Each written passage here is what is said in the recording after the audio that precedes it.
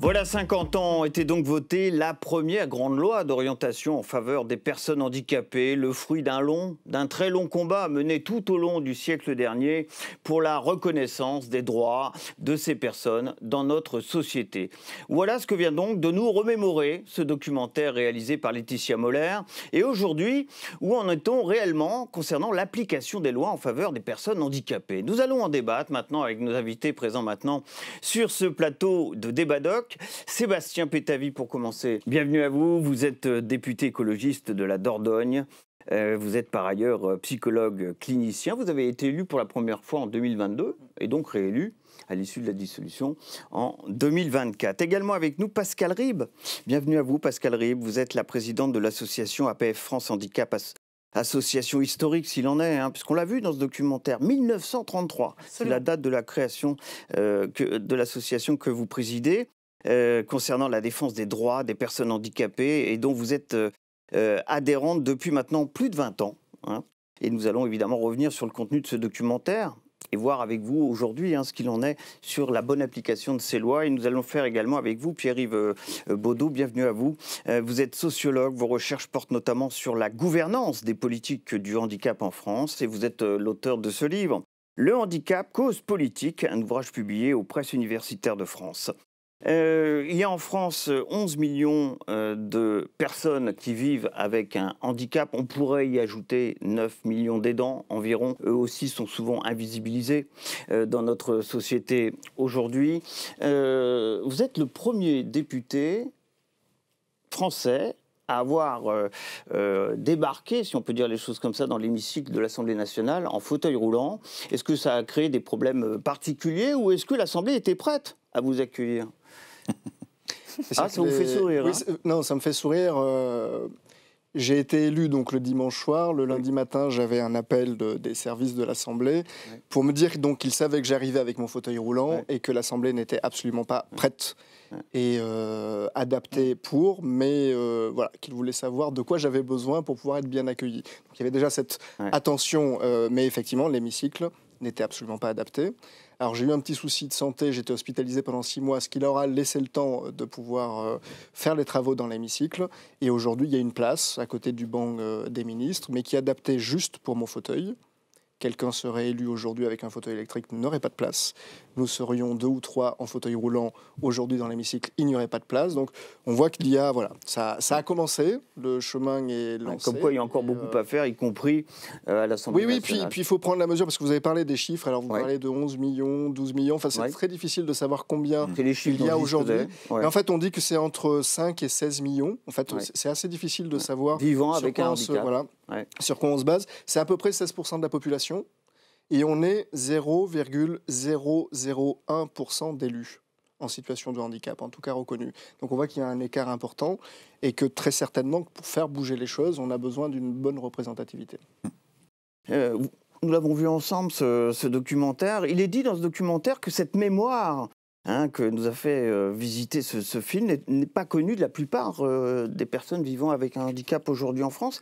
Vous avez découvert des choses que vous ignoriez vous-même dans ce qu'a été ce long combat du siècle dernier, dans ce film? J'ai effectivement, plutôt prendre la mesure du vécu en fait des personnes en situation de handicap à cette époque-là et de manière très concrète. Je trouve que le film est très bien fait de ce point de vue-là. Vraiment, je trouve que c'est quand même les personnes on les résume à sont résumées à des objets de soins. Le côté comment dire, ressort également en gros, on ne les voit que par leur maladie. C'est vrai qu'il y a eu pas mal d'épidémies, notamment donc la polio, la tuberculose, on l'a vu dans ce film. Et donc l'idée première, c'était il faut d'abord soigner les gens, et en soignant les gens, on les oublie en fait. On les met dans des grands établissements à l'écart, tout ça, donc pour les soigner, et du coup c'est plus des sujets de droit, c'est des objets de soins en fait. Et ça paraît très très clairement, je trouve, dans le film. Et vous-même, vous la connaissiez, cette lutte en faveur des droits concernant les personnes vivant avec un handicap? En fait, vous avez découvère beaucoup de choses avec ce film. L'histoire française est peu connue. On fait souvent référence au combat qu'il y a pu y avoir notamment aux États-Unis, et je trouve que là, ce documentaire est vraiment très précieux de montrer que finalement, dans plusieurs endroits dans le monde, sur la même période, il y a eu des combats similaires et qui sont importants. Et je pense que dans l'histoire, par exemple, aujourd'hui, des mouvements antivalidistes, je pense que c'est quelque chose qui vraiment va donner une force, une perspective. Parce qu'on voit que la question de la place dans la société, la question de l'institution et de la désinstitutionnalisation, en fait, se pose depuis quasiment un siècle. Le mouvement antivalidiste, il faut peut-être nous expliquer, il y a plusieurs courants qui s'affronteraient autour de ces questions. Il y a différentes lectures du handicap. Il y a ouais. effectivement différentes lectures. Il y a une lecture qui est davantage orientée sur la prise en charge médicale, sur la prise en charge sociale, donc qui va notamment prendre la forme de l'établissement, l'Institut médico-éducatif, l'établissement et services d'accompagnement par le travail, les ESAT. Et puis on a une lecture plus politique du handicap qui envisage le handicap comme une oppression qui serait comparable par exemple à une oppression raciste ou à une oppression genrée, masculiniste sur les femmes. Là on aurait une oppression des valides sur les personnes non valides, c'est-à-dire sur toutes les personnes qui en réalité ne correspondent pas aux normes de production par le travail et normes de reproduction, notamment pour les femmes en situation de handicap.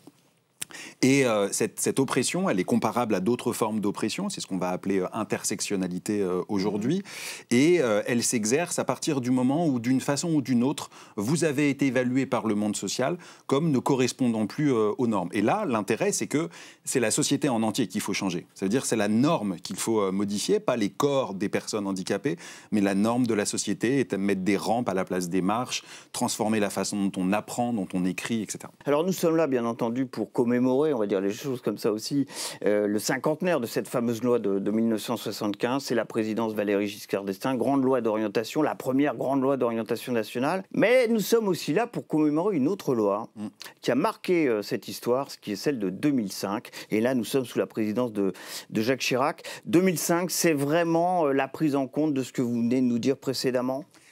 C'est ça la vraie, vraie loi qui a fait bouger les choses. Ça a beaucoup été raconté comme un énorme tournant, comme une rupture, un changement de paradigme. La France, tout d'un coup, aurait radicalement changé sa façon de faire.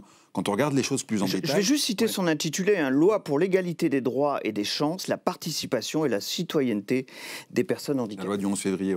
En fait, il y a certainement des choses qui sont en rupture, mais il y a aussi beaucoup de continuité. Notamment la continuité dans l'idée que c'est par les institutions, les établissements spécialisés que la quasi-totalité du travail d'action publique à destination des personnes handicapées va se faire.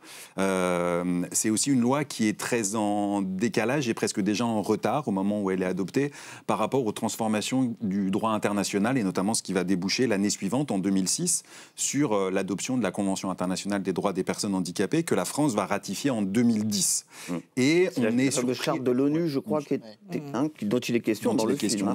Et qui constitue aujourd'hui un peu le guide vers lequel on doit aller, ce qui doit normalement driver l'action publique pour arriver à produire une société inclusive, c'est-à-dire une société dans laquelle, pas simplement les personnes, on a fait un petit peu de place aux personnes handicapées, mais dans laquelle, en fait, le monde social a globalement évolué de telle sorte que les personnes handicapées y trouvent leur place sans qu'on ait besoin ni de faire de la charité, ni de faire de la quête, mais qu'elles puissent, en fait, vivre la vie de n'importe qui sans avoir besoin de demander quoi que ce soit à qui que ce soit.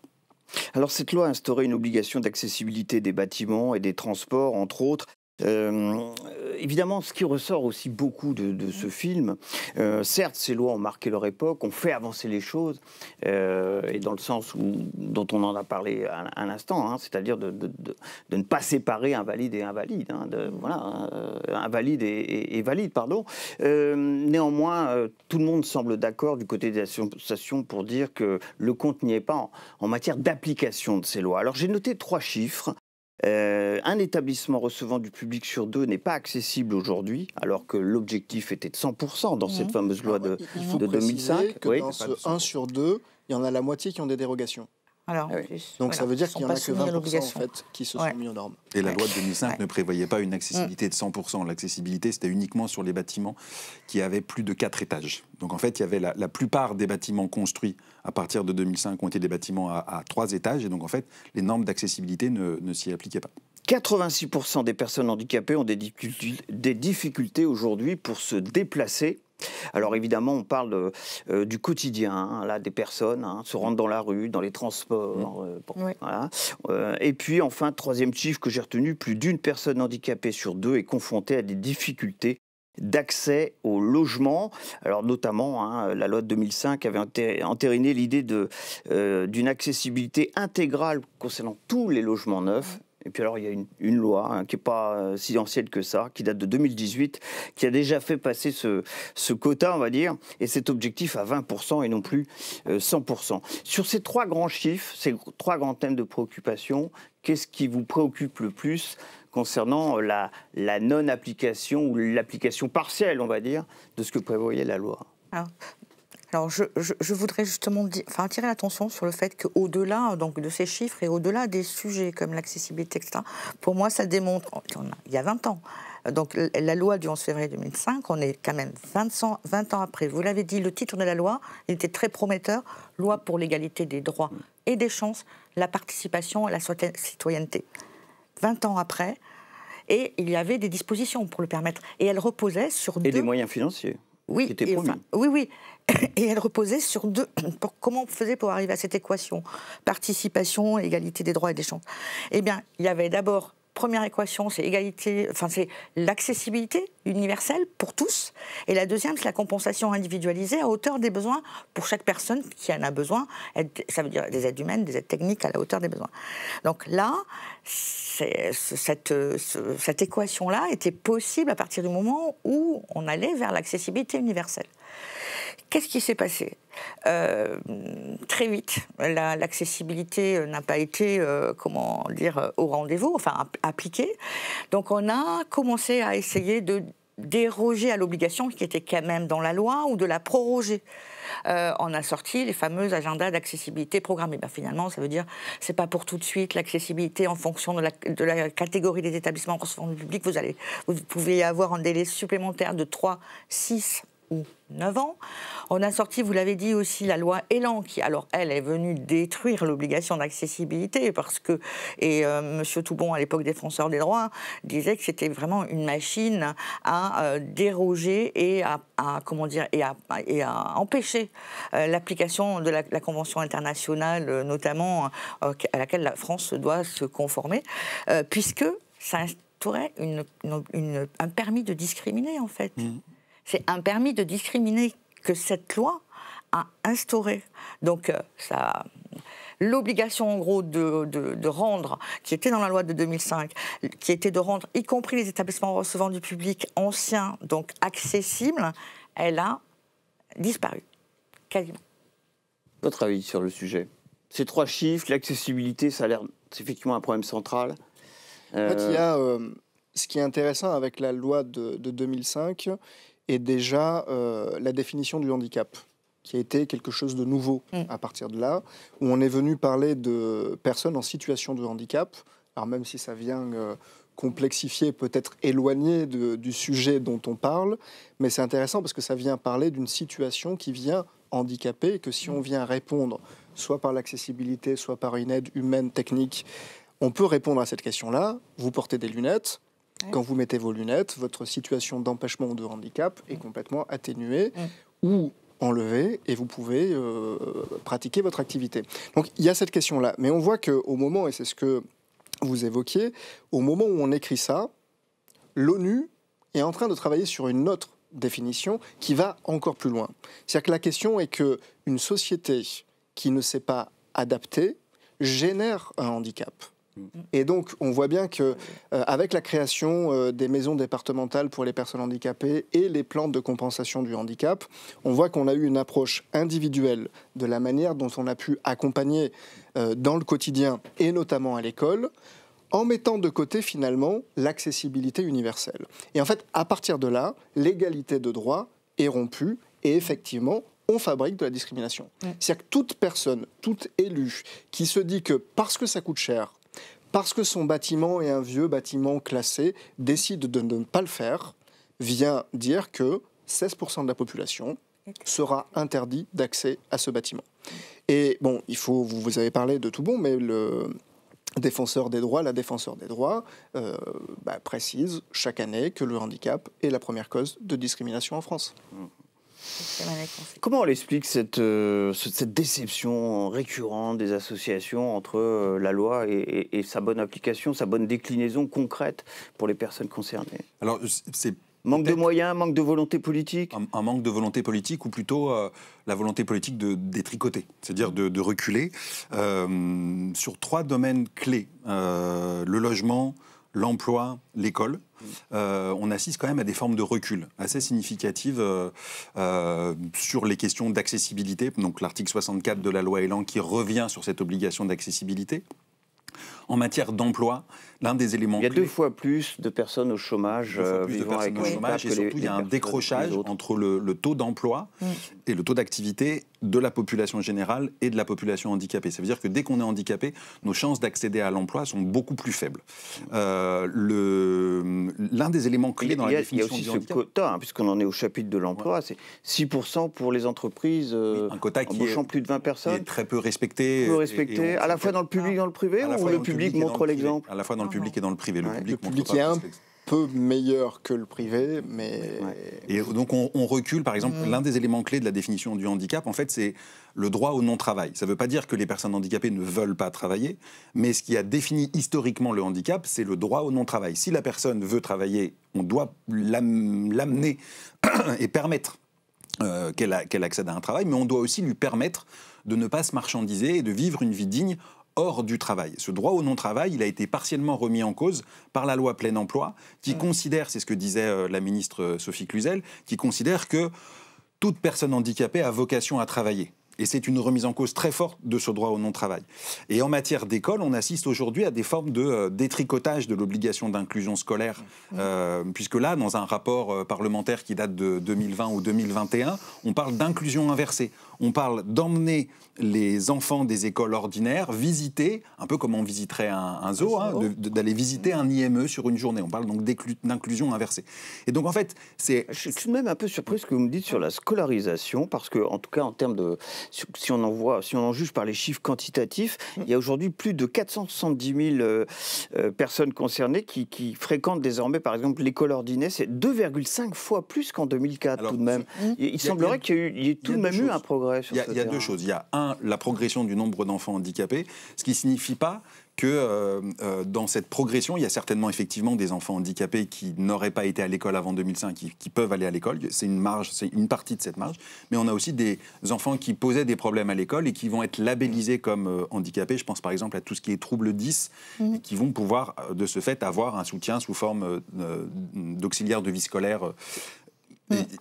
Excusez-moi, mais sur cette question-là, quand on voit en fait le nombre de places dans les établissements il y a 20 ans, en fait, il y a autant d'enfants qui sont dans les établissements. Il y a 84 000 enfants dans les établissements en 2006 et il y en a 84 000 en 2020. Et en fait, ça n'a pas bougé. Donc s'il y avait eu une réussite là-dedans, on aurait eu une baisse des enfants dans les établissements spécialisés et ils seraient à l'école aujourd'hui. En fait, ça n'a pas bougé.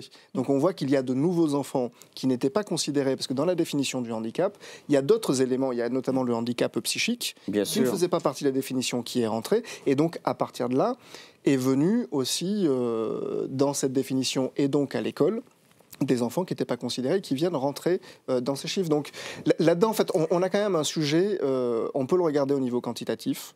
Et effectivement, on voit cette question-là.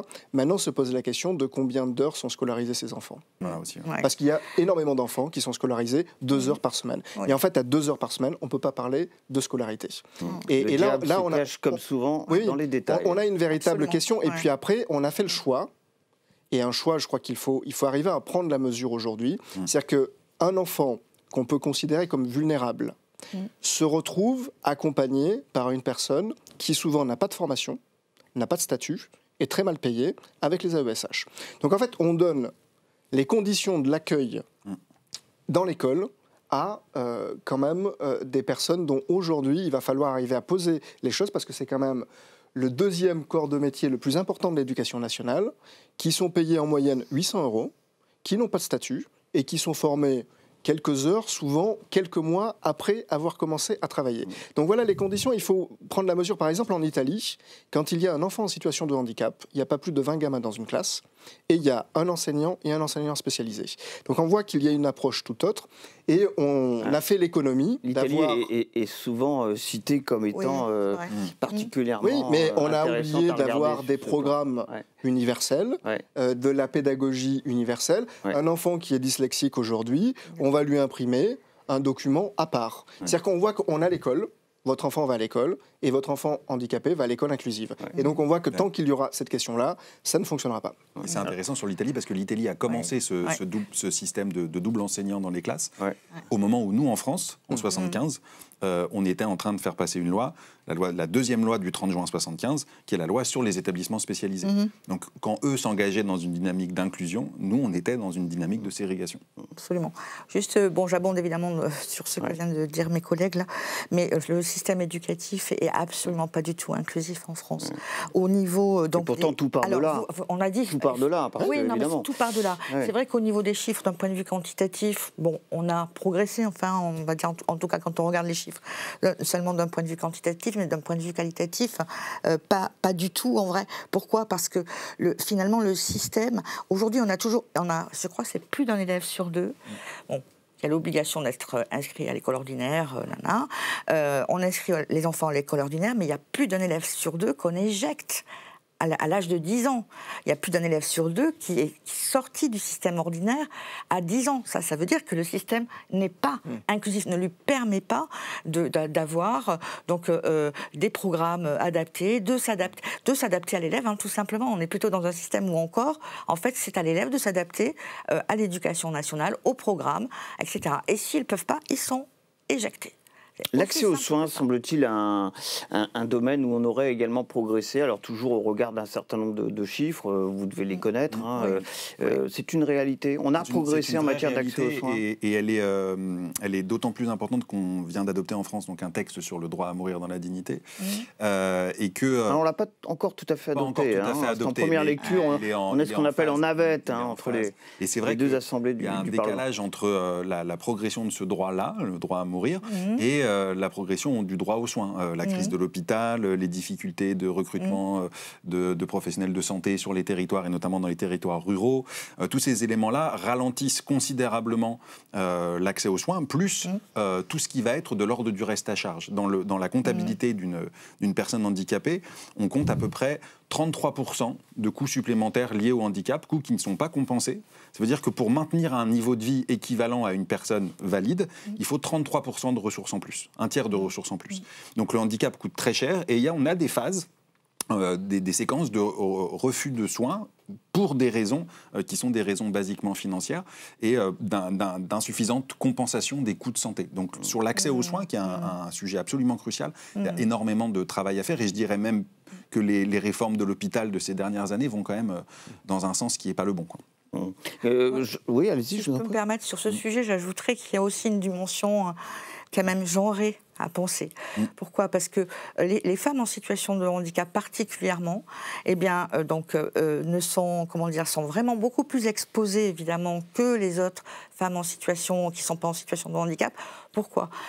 Et ont 2 fois plus de cancer du sein, déclarent 2 fois plus de cancer du sein que les femmes qui ne sont pas en situation de handicap. Pourquoi ? Parce que la prévention, elles ne peuvent pas la faire.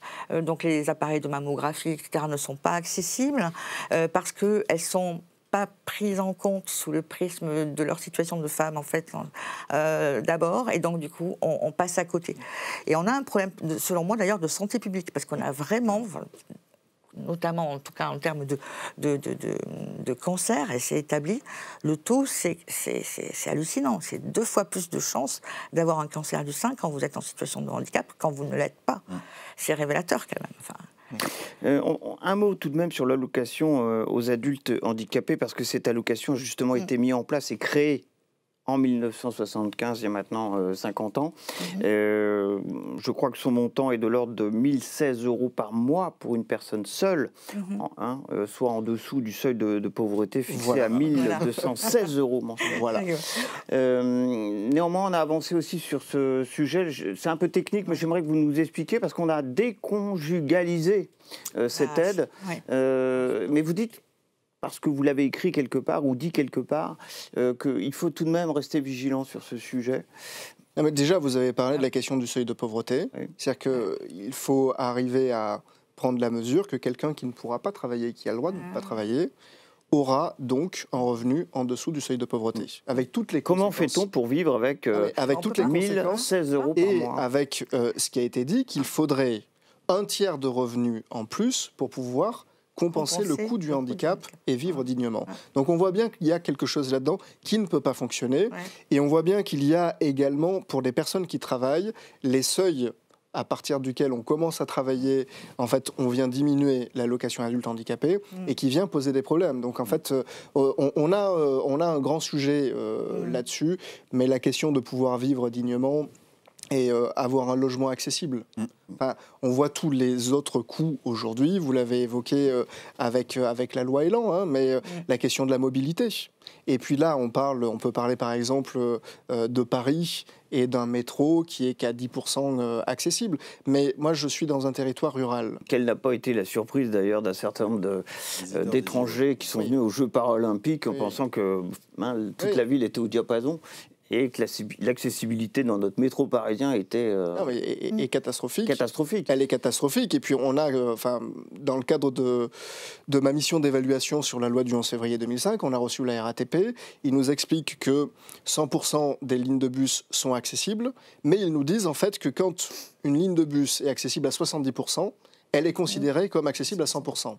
Donc on voit que déjà dans les chiffres, ils viennent tordre les chiffres. Donc un arrêt de bus qui est accessible d'un côté de la voie, si de l'autre côté de la voie il n'est pas accessible, il est considéré comme accessible. Voilà comment ça fonctionne. Ils ont mis 20 ans pour arriver à évaluer le coût de la mise en accessibilité de la ligne 6, à peu près 1 milliard. Ils ne l'ont fait sur aucune autre ligne. Il a fallu 20 ans juste pour voir le coût de l'accessibilité d'une ligne. Donc en fait, on a là-dedans quand même un sérieux problème. Et effectivement, comment on peut avoir une vie digne si on n'a pas accès au transport, si on ne peut pas se loger ? Et donc sur l'accès au travail, à l'école, ça pose des questions. Et je voulais revenir sur la question, parce que là on parle de la ville. Moi je viens d'un milieu rural. Oui. Et quand on est en situation de handicap dans un milieu rural, comment on a accès à tous les services? C'est noté dans toutes les et là, études. Oui, il y a une fracture là. Il y a une fracture totale. Ça veut dire que si on veut avoir une autodétermination, choisir le lieu où on veut vivre, quand on est en situation de handicap à la campagne, ça pose de nombreuses questions. J'imagine que, on a énuméré un certain nombre de soucis, de programmes, de champs où il faut véritablement se mettre en phase avec ce que prévoit la loi, puisque c'est le cas, cette fameuse loi de 2005 notamment.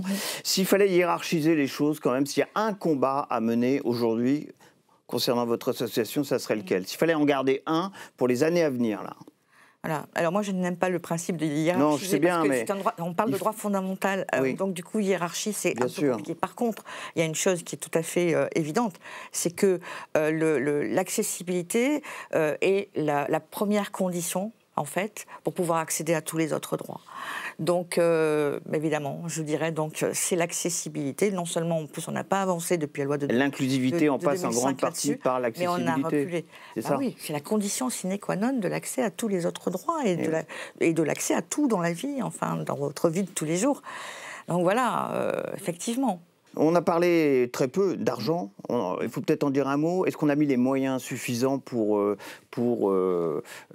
justement bien appliquer ces lois jusqu'à maintenant? Il y a des sommes tout de même qui ont été mises sur la table, notamment par Emmanuel Macron, qui en avait fait une de ses priorités lors de son premier quinquennat.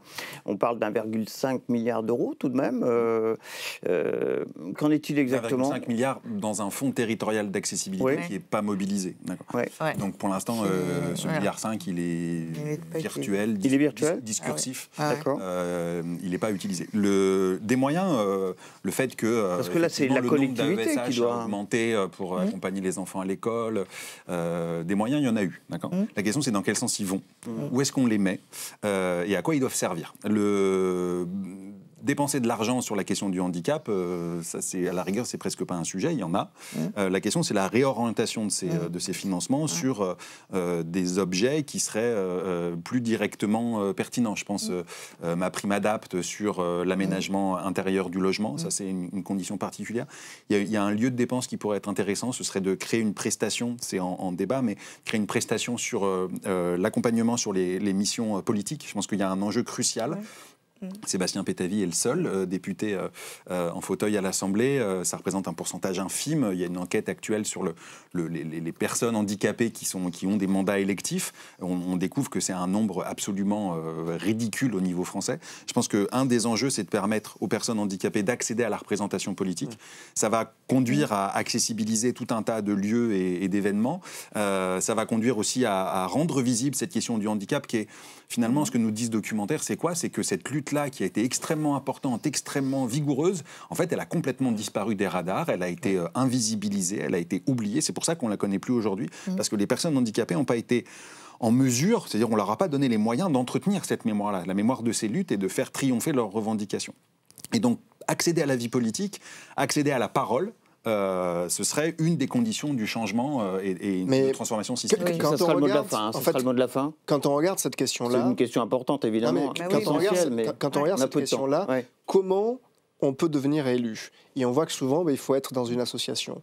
Comment on a les moyens en fait, d'avoir un accès à une citoyenneté, à une vie associative, à pouvoir être candidat? Parce qu'en fait, quand on est candidat, il faut pouvoir être candidat. Et quand on a un handicap, on a besoin d'une aide humaine. En fait, les plafonds de campagne, il y a énormément de choses. Et je pense que là-dessus, on a un volet très, très important. Il y a les élections municipales qui arrivent. Ce serait essentiel qu'il puisse y avoir énormément de candidats et qui puissent être, comme par exemple à Lyon, première adjointe sur une ville importante. Et en fait, il y a quand même de grandes questions. Et puis on voit qu'aujourd'hui, ça dépend de la municipalité, de la volonté de la municipalité d'accorder des aides. Il y a Odile Morin, par exemple, à Toulouse, dont l'opposition, enfin dans la majorité, ne veut pas lui accorder d'aide. Donc elle est obligée de prendre sur son aide humaine pour pouvoir exercer son mandat. Ce qui fait qu'elle a été en burn-out et qu'elle a dû suspendre son mandat. Et la question de la représentativité est très importante parce que vous le disiez tout à l'heure, 16% de la population vit avec un handicap, c'est le chiffre que vous nous avez donné, et vous êtes le seul... 0,001% d'élus en situation de handicap. Voilà, tout est dit. Merci beaucoup à tous les trois, vraiment, d'avoir été avec nous pour cette émission des Badocs. Après on peut le dire, je crois, ce formidable documentaire. On peut le dire. Mais qui va faire date, je pense, vraiment. Eh ben, on vous en remercie. On a eu un grand plaisir à vous recevoir, en tout cas pour cette émission après ce film. Merci aussi à Félicité Gavalda, Yasmine Benaïssa, qui, comme à l'accoutumée, m'ont aidé à préparer cette émission. Vos réactions, ça sera sur hashtag des Badocs. Nos invités pourront répondre à ce que seront vos réactions sur cette adresse.